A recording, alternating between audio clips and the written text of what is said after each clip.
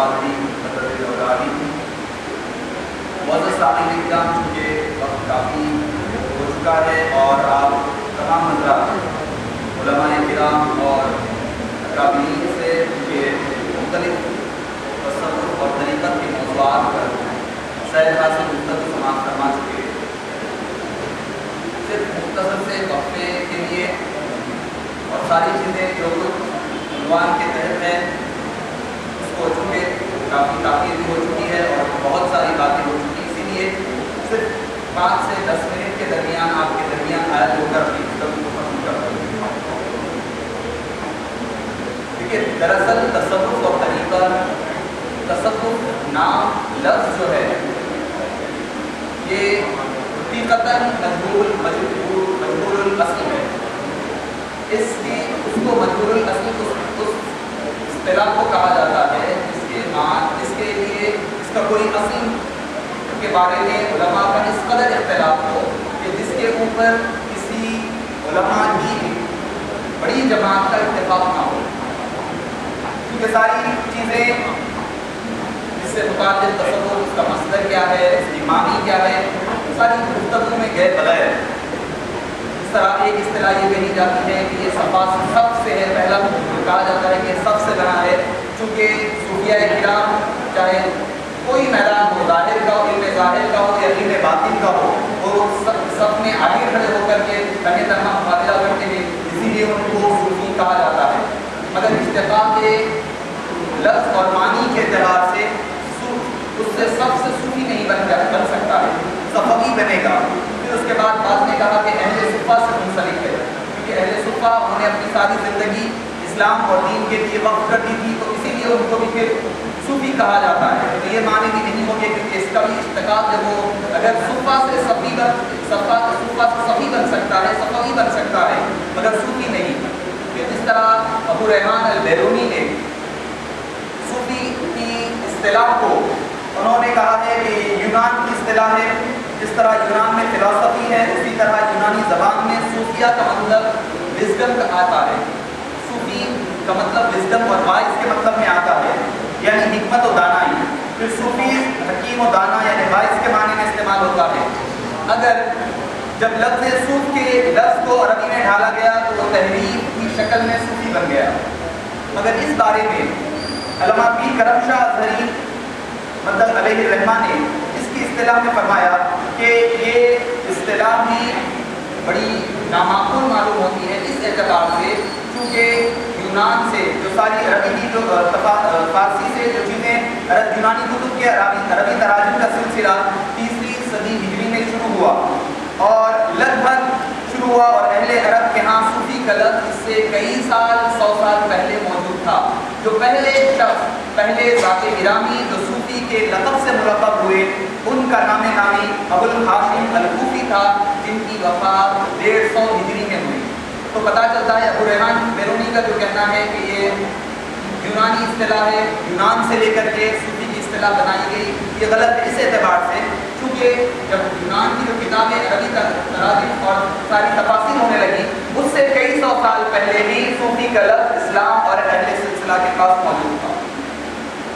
اور قرآن اسلام کے پاس جب قرآن اور حدیث جیسے جامع مصادر موجود ہو تو ایسے جامع اور مدلل ذرائع کو رکھتے ہوئے، مصادر کو رکھتے ہوئے کیوں یونان کی اور فارسیوں کی ایسی چیزیں لینا، ان کی ایسی چیزوں کو اختیار کرنا، یہ بعید از قیاس نظر آتا ہے۔ تو پتہ چلتا ہے یہ دراصل یونانی علوم کا زیر و چین ہونا ثابت کر رہے ہیں اور اس کی انفرادیت، صوفیزم کی انفرادیت کو ختم کرنے کی ایک سازش ہے، اور یہ بات تصوف کے مقام کے بغیر اور اس کو مجروح اور فروتر کرنے کی بات ہے۔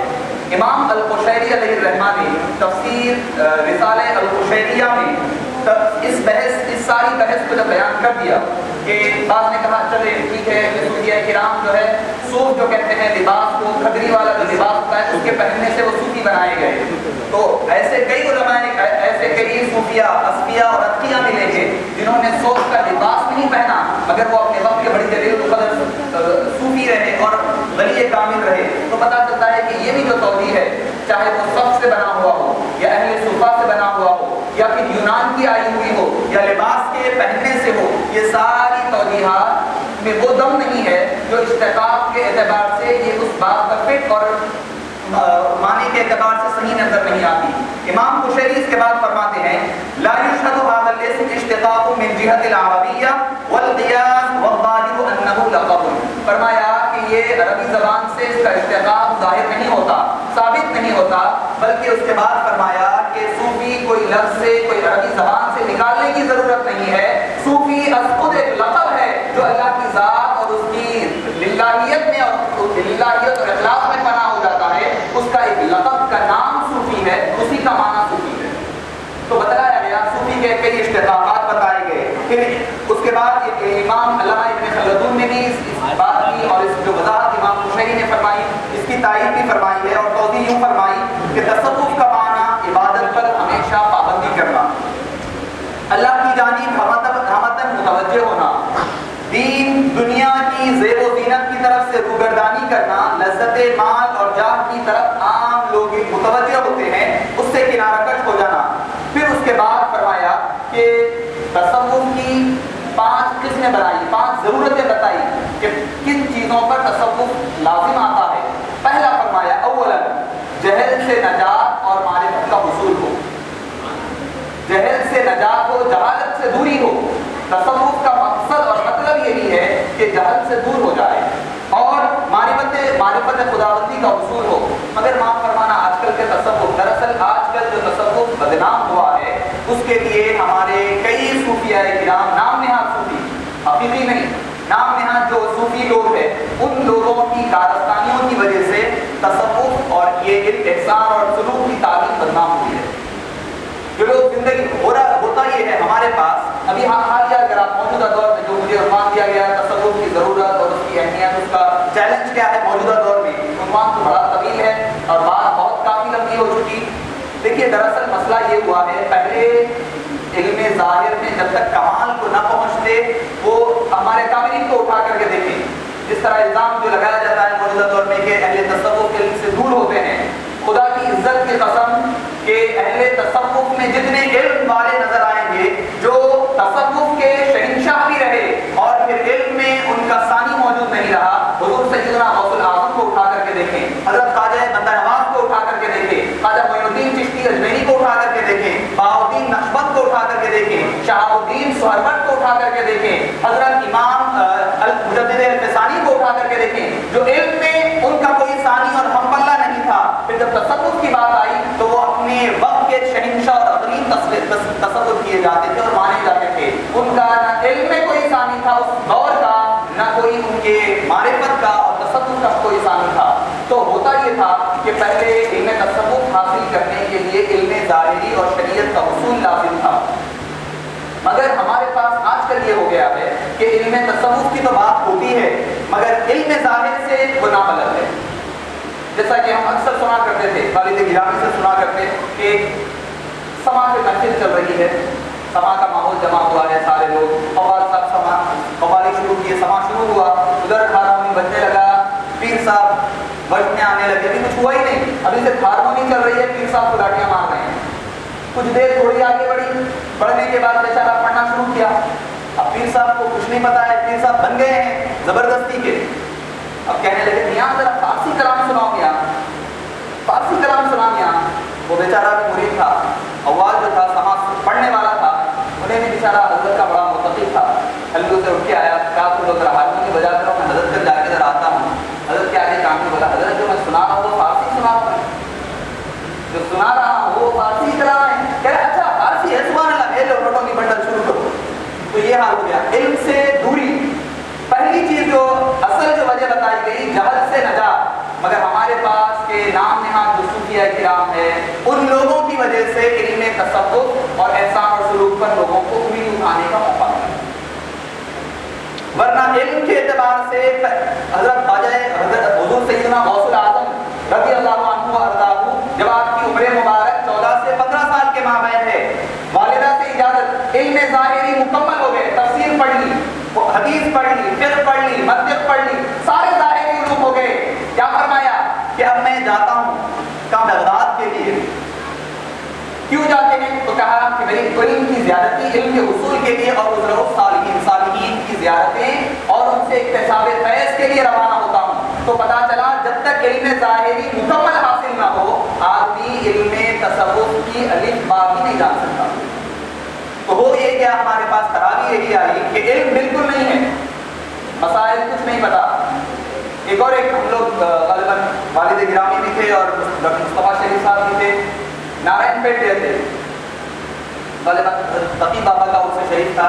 رات میں مولانا مصطفیٰ شریف صاحب کی تقریر ہوئی, صبح میں بابا کی تفسیر تھی. پتہ نہیں کوئی عالم کوئی پیر صاحب تھے وہ تقریر فرما رہے ہیں, فرماتے ہوئے حالانکہ موقع تو عرس شریف کا تھا, فرما رہے ہیں آپ کو پتہ ہے یزید کا ذکر قرآن میں ہے, یزید کا ذکر قرآن میں ہے, وہ کہاں پر ہے؟ وہ بھی اللہ تعالیٰ نے اس کو ظالم بھی کہا اور گھاٹے میں ہے والا بھی کہا. تو بولے کہاں پر ہے؟ تو بولے ولا یزید الظالمین الا خسارا, ولا یزید الظالمین الا خسارا. یزید جو ہے ظالم بھی ہے اور خسارے میں بھی ہے. اس طریقے کی جب بات عوام نعرے چل رہے ہیں, مولانا مصطفیٰ شریف صاحب اور والد گرامی علمی تقریر کرے, لوگوں کی پلی کی پڑ رہی ہے, ایک سال اٹھ کر ارے بھائی تھوڑا اللہ والوں کی عظمت کی بات کرو. مصطفیٰ شریف صاحب رات میں تقریر فرما رہے ہیں, آپ نے قرآن اور حدیث سے پورا سورہ کہف کی ضمن میں بتا رہے ہیں. شاہ ولی اللہ محدث دہلوی نے الفوز الکبیر میں فرمایا قرآن کے علوم جو ہے 5 حصوں پر مشتمل ہے. قرآن بتا رہے ہیں ارے حضرت قرآن کی بات نہ کرو, اللہ والوں کے قصے بیان کرو.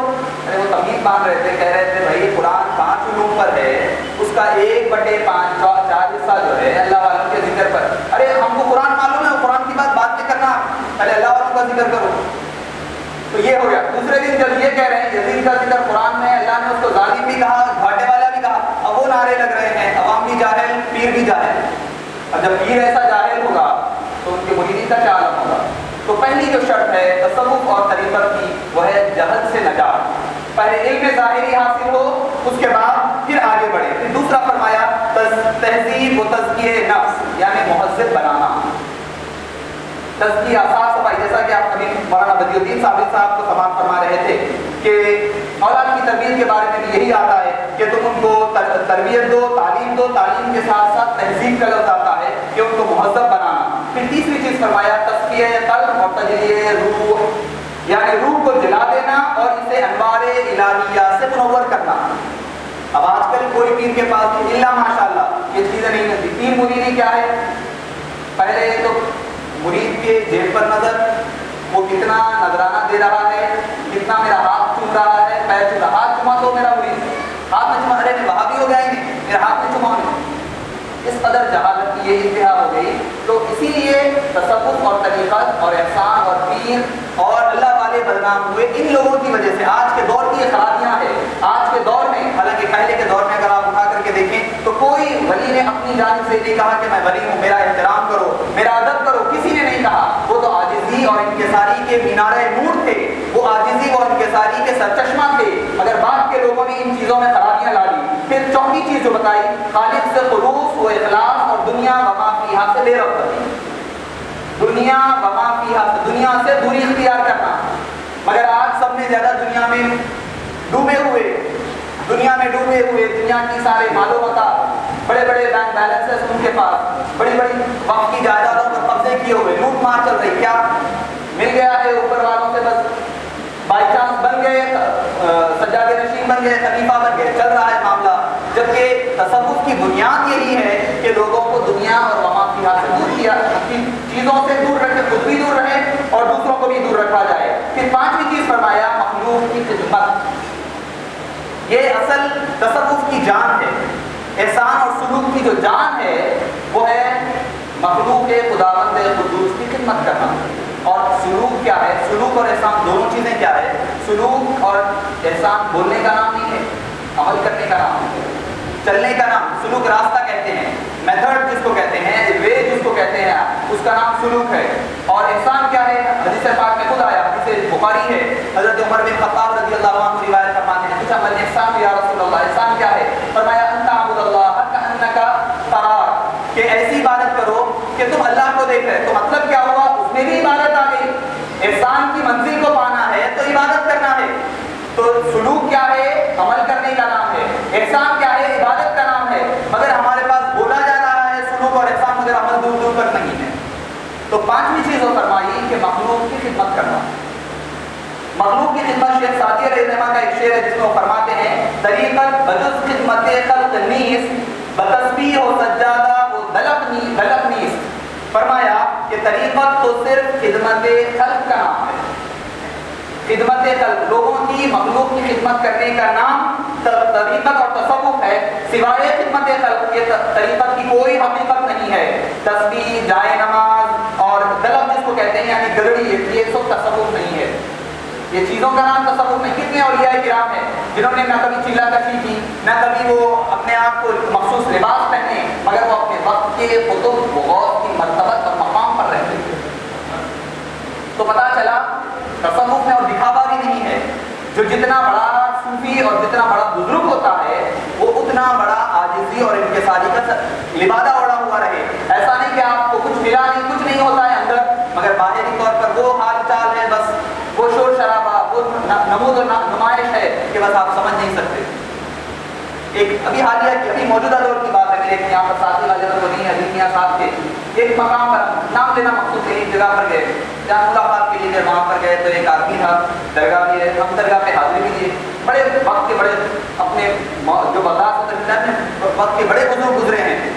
ہوا یہ کہ اپنے ایک مرید کو سامنے بٹھایا ہم پر امپریشن دکھانے کے لیے کیا کرنے لگے. اب اس کے اوپر پیٹ پہ ہتھوڑے مارنے لگے. مار کر کہنے لگے قیام پہ آ گیا ہے اتارا کیسا جائے. پوچھنے لگے کیا دکھ رہا بول. کہہ رہا کچھ بھی نہیں دکھ رہا حضرت. وہ دڑا دڑ دو چار مار مارے. وہ کہنے لگا بھائی حضرت وہ میرے کو وہ فلاں فلاں دکھ رہا وہ کفا کی شمشان گھاٹ دکھ رہا وہ کیا کی نہیں دکھ رہا. وہ ساری تفصیلات شروع کر دیا. وہ ریکارڈڈ پوری بنی ہوئی سیڑھی تھی وہ کیسٹ تھی جو ریل تھی جو شروع ہو گئی پلے ہو گئی. اب وہ کہنے لگے ایسا ہے اچھا تیرے اوپر بڑا آم پہ آ گیا تیرے وہ فلاں ہو گیا ایسا ہو گیا ساری چیزیں کہنے لگے. کہہ کے بولے ایک کام کر رہا ہوں میں آج بیڑیاں ڈال دے رہا ہوں اس کو آج بند کر دے رہا ہوں آج.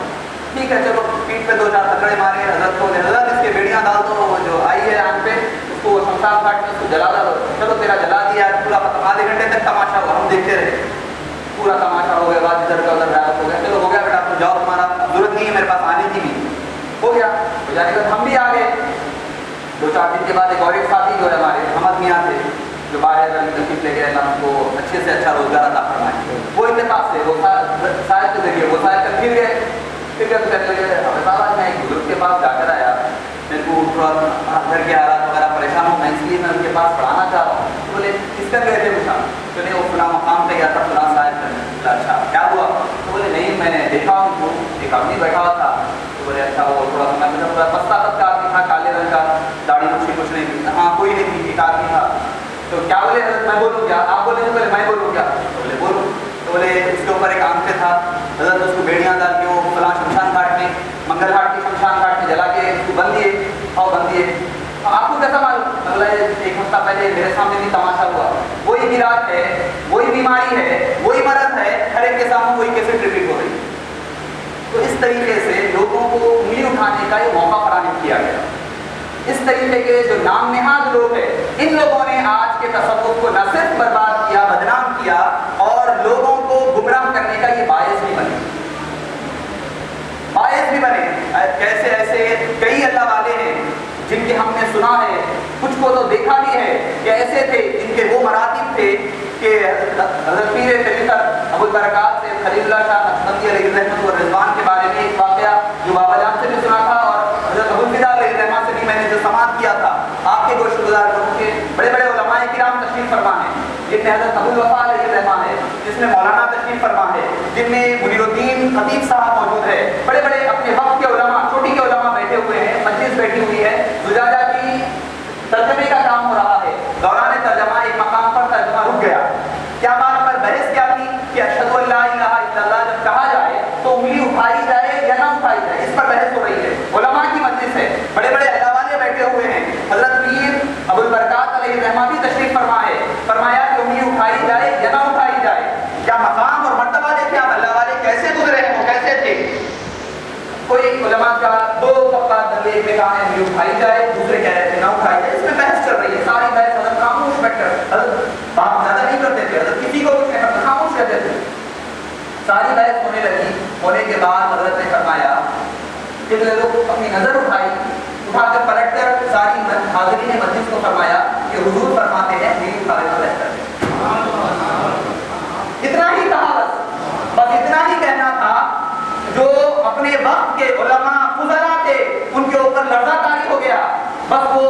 फिका का वो मसला लिखे, वो मस्जिद को खत्म कर उठ गए, कहने लगे हमारे आंख पर रोंगटे खड़े हो गए, कुछ नहीं फरमाया, बस इतना ही फरमाया, सरकार फरमाते हैं कि उंगली उठा लेना बेहतर है। ऐसे अल्लाह वाले थे, ऐसे अल्लाह वाले गुजरे हैं, मगर कभी भी उन्होंने नाम नबूद नहीं किया, कभी किसी के ऊपर तावीज़ गड्ढा, वो कभी पढ़कर फूकने वाला कोई काम नहीं, कहते वो फुला साहब उनके पास से तुम तावीज़ लेकर चले जाओ। फिर हजरत का एक और आपको बात हजरत की आई है नक्शबंदी सिलसिले की, फजर की नमाज के लिए अपने दौलत खाने से रवाना हुए, घर से निकले, साथ में कुछ लोग हैं वालिद गिरामी के साथ उनके मौजूद थे, हजरत के साथ उनसे भी मस्जिद तशरीफ ले जा रहे हैं। जाते हुए 2-3 हजरात आगे बढ़े, बढ़कर कुत्ते, अक्सर देखते हैं फजर से पहले कुत्ते की जमात कुत्ते फिरते रहते हैं इधर उधर, तो आगे गए, आगे जाके फिर पीछे पलट कर आए, आकर एक कुत्ते को पलटा, पलट कर कहने लगे बाबा आज आपकी शाम में हमारे घर पे दावत है। कुत्ते को कहने लगे, कुत्ते को कहा आज शाम हमारे घर पर आपकी दावत है। जब बाद में बइसरार पूछा गया तो कहने लगे कि वही कुत्ता है तो असहाबे कहफ के कुत्तों की नस्ल में से। अल्लाह ने ऐसी नजर अता फरमाई कि वो कुत्ते को देखकर जो रोड पर 10 कुत्तों की जमात है उन सब में से देखकर एक को कहने लगे, पहचान लिया कि इनका नस्ल क्या है, कुत्ते को देखकर, इंसान को नहीं। अल्लाह ने ऐसी नजर अता फरमाई थी, कुत्ते को देखा तो कहने लगे अरे ये तो असहाबे कहफ का कुत्ता है, उनके नस्ल और खानदान का कुत्ता है। कहने लगे बाबा अच्छा हमारे घर में तुम्हारी दावत है। तो अल्लाह वाले ऐसे होते हैं, जिनके उनके साथ जो मुंसलिक हो जाता है उसकी दुनिया वो आखिरत, अल्लाह वालों का जिक्र तो दूर की बात है, उनका जिक्र करना, उनकी तालीमात पर अमल पैराना, उनकी सोहबत में रह जाए तो खुदे भी बाजियाबी और कामरान और नाकामयाबी से सरकिनार हो जाते हैं। जैसा कि इमाम कुर्तुबी ने फरमाया अल-जामे लिअहकामिल कुरान में फरमाया, तफसीर में फरमाते हैं कि कुत्ते जब असहाबे कहफ के ज़िमन में फरमाया कि जब कुत्ते जा रहे हैं, असहाबे कहफ जब निकलकर जंगल की तरफ जा रहे हैं, कुत्ता पलटकर उनके पीछे आने लगा तो ये लोग कहने लगे, पत्थर मारने लगे, बढ़ाने लगे। तो कुत्ते ने अल्लाह से कहा कि मुझे ज़बान दे दीजिए ताकि मैं तेरे अल्लाह के बंदों से बात कर सकूं। अल्लाह ताला ने गोयाई अता फरमाई, गोयाई अता फरमाई तो सामने के दोनों हाथ जोड़कर कहने लगा ला तखाफू मिन्नी शैआ फइन्नी उहिब्बु अहबाब। इमाम कुर्तुबी के अल्फाज है, तफसीर कुर्तुबी में नकल फरमाया है। इमाम कुर्तुबी को इधर वाले हो या उधर वाले हो, चाहे इधर की पट्टी के हो उधर की पट्टी, दोनों भी मानते। इमाम कुर्तुबी लिखते हैं, नकल फरमाते हैं अपनी तफसीर में ला तखाफू मिन्नी शैआ, ऐ अल्लाह के बंदो मुझसे खौफ, कुछ किसी किस्म का खौफ ना रखो, फइन्नी उहिब्बु अहबाब, कि मैं तो अल्लाह के महबूबों से मोहब्बत करने वाला कुत्ता हूँ, मैं आम कुत्तों की तरह नहीं हूँ जो भोंकने वाला हूँ, मैं तो उनकी अदब और ताज़ीम करने वाले कुत्तों में से हूँ। तो पता चला कि हम कभी कहते हैं कि भाई ये कुत्तों के मानिंद है, तो कुत्ते भी कहते होंगे भाई हमसे कई कुछ नहीं दे रहे, हमारी तो नस्ल में जो लोग थे उन लोगों ने तो अल्लाह वालों से मोहब्बत की थी, ये हमसे भी बदतर है कि जो लोग अल्लाह वालों से मोहब्बत और उनसे मायियत और ताल्लुक नहीं रखते। तो पता चला अल्लाह के बंदों के साथ जो जुड़ जाता है, चाहे जिंदगी में जुड़े या उनके गुजर जाने के बाद जुड़े, तो वो भी बाकी रह जाता है, उसका जिक्र भी क़यामत तक के बाकी रह जाता है। आपने ये हदीस पाक तो सुनी है कि ज़िक्रुल अंबिया इबादा, कि अंबिया का जिक्र एक किस्म की इबादत है, व ज़िक्रुस सालिहीन कफ़ारतुद दुनूब, के सालिहीन का जिक्र करना गुनाहों का कफ़ारा है। आप सालिहीन के जिक्र की बात कर रहे हैं, मैं आपको एक और आगे बढ़कर एक और बात कहता हूँ, सालिहीन का जिक्र ही नहीं, सालिहीन के कुत्तों का जिक्र करना भी इबादत है। आप बोलेंगे ये कुछ नई बात आज कर रहे हैं, आप बिदअत वाली बात कर रहे हैं, आपका दौर बिदअत का हो गया ना, तो आप नई बात कर रहे हैं, एक नया इन्वेंशन है ये तो, कि कुत्ते का जिक्र करना इबादत कैसा हो गई? कुत्ता तो नापाक है। कुरान करीम से अल्लाह ताला कुरान करीम में फरमाता है सूरह कहफ में, वक़्तुहु, और उनका कुत्ता बासितुन ज़िराइही बिल वसील, उनकी वसील के माने दो आते हैं, एक तो उनके एंट्रेंस पर, दरवाजे पर, या सहन का जो घर का जो आंगन होता है उसमें, वो कुत्ता जो है अपने बाजुओं को फैलाए बैठा हुआ है। कुत्ता इस आयत में आप बताएं ना कुरान में ना ये आयत के इतने टुकड़े में ना नमाज का जिक्र है, ना तौहीद का जिक्र है, ना रिसालत का है, ना सुन्नत का कोई जिक्र नहीं है। क्या जिक्र है? कुत्ते के बैठने के स्टाइल में बात हो रही है, कैसा पैर फैला के बैठा हुआ है, उनका कुत्ता उनकी बेबी इस पर पैर फैलाए बैठा है। इस आयत में कोई और जिक्र नहीं है, क्या है? कुत्ते के बैठने का जिक्र है। कितने अल्फाज है? वाव, का, लाम, बा, हा, मीम, वकलबुहुम, और उनका कुत्ता 6 हुरूफ हो गए, 6 हुरूफ हो गए। हबीब पाक ने कुरान हदीस पाक में फरमाया मन क़रा हरफन फलहु अशरु हसनात, जो कोई एक हर कुरान की तिलावत करता है उसको 10 नेकियां दी जाती है। आपने कहा वाव वाह 10 नेकियां मिल गई, कल उनका का 10 नेकियां मिल गई, लाम 10 नेकियां मिल गई, बा 10 नेकियां मिल गई, हाँ 10 नेकियां मिल गई, मीम 10 नेकियां, फिर उनका कुत्ता कहती है तो 10 से फिर 6 अल्फाज 6 हुरूफ को जर दे लो तो 60 नेकियां 60 आपको नेकियां मिल गई सिर्फ उनके कुत्ते का नाम लेने पर। बासितुन बा अलिफ सीन ता फिर 4 हुरूफ 40 नेकियां 100 नेकियां हो गई। दिराई दा रा अलिफ आइन या हा फिर 6 हुरूफ फिर 60 नेकियां 160 नेकियां। बिल वसीत बा अलिफ लाम वाव साद या दाल फिर 6 हुरूफ हो गए तो कितने हो गए, फिर 6 मिला ले तो 220 हो गई नेकियां। तो 220 नेकियां सिर्फ अल्लाह वालों के दर पर पड़े हुए कुत्ते के बैठने के स्टाइल का जिक्र करने पर मिले आपको। तो पूछा कि जब एक कुत्ते का जिक्र करने पर 230 नेकियां मिल सकती है तो फिर अल्लाह वालों का जिक्र करने पर क्या नेकियां नहीं मिलती होगी। तो पूछा ये कौन है, क्या ये